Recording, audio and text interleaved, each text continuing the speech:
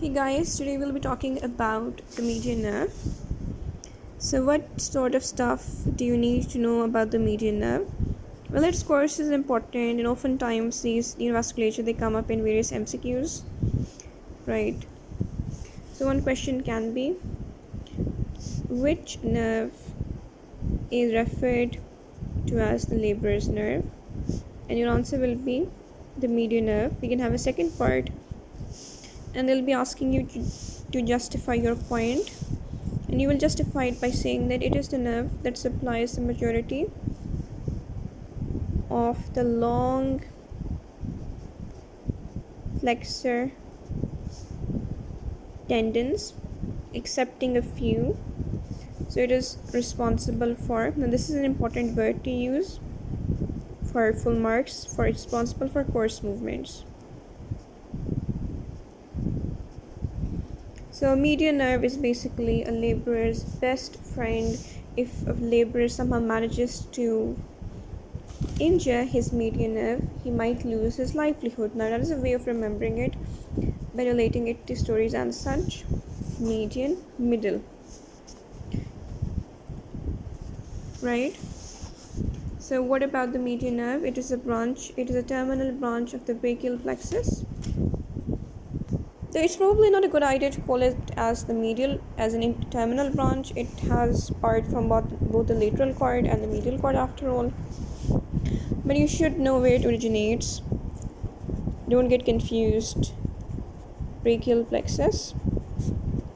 And if they ask you for details, mention both the lateral and the medial cords. Ask you about, so it basically leaves the axilla, enters into the arm.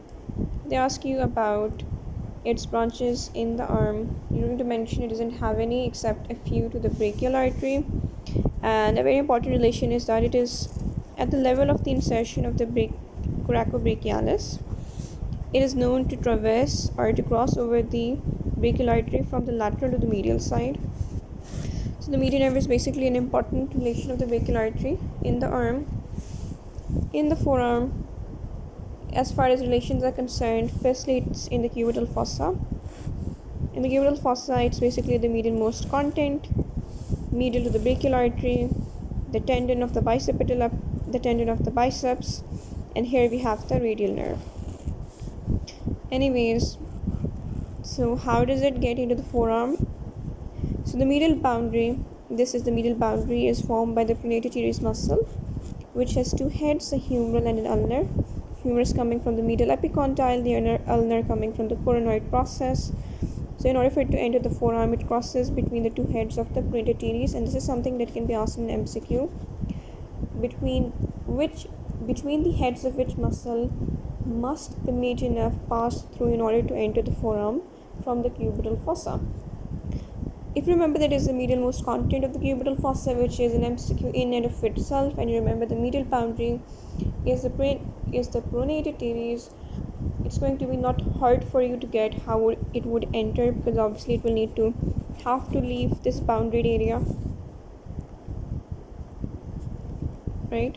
So what does it do over here? Over here in the forearm, it lies beneath the flexor digitorum superficialis and on top of the flexor digitorum profundus. So it's covered in a lot of its extent. So I guess the laborer is happy, but it does become superficial in its distal 1/3, but it is still covered by the tendon of the palmaris longus, even though it's no longer under the flexor digitorum superficialis.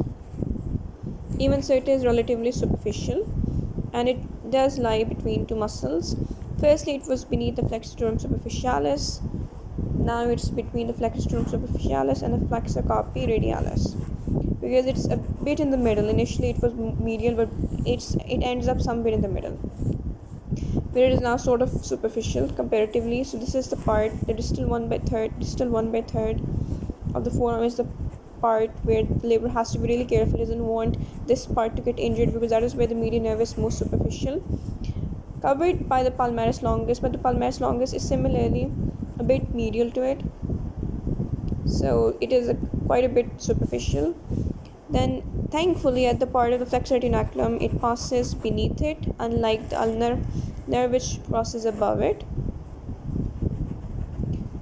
Alright, so median nerve. We talk about the responsibilities of the median nerve. It has motor. Digit, I've told you, like all of the deep muscles, all of the superficial muscles except the flexor carpi ulnaris via direct branches, and all of the deep muscles with the exception of the medial part of the flexor digitorum profundus via its branch, the anterior interosseous. Now the anterior interosseous is a branch of the median nerve, but you may not realize this, but we don't have a posterior interosseous branch of the median. We have a posterior interosseous of the radial, so don't make that mistake. They might swap the two in MCQ. Secondly, they can ask you which is the most important branch of the median nerve in the forearm, that is the anterior interosseous, which via its branches we supply the lateral part of the flexor digitorum profundus, flexor pollicis longus, and the pronator quadratus. Articular branches are definitely given off to the wrist joint, the elbow joint, and the radio-ulnar joints. And importantly, we also have a cutaneous branch, the palmar cutaneous branch, and they might ask you which parts are supplied by it. The skin over the thenar eminence. I'm hoping you got something from this. If you did, please like, subscribe, and leave a comment.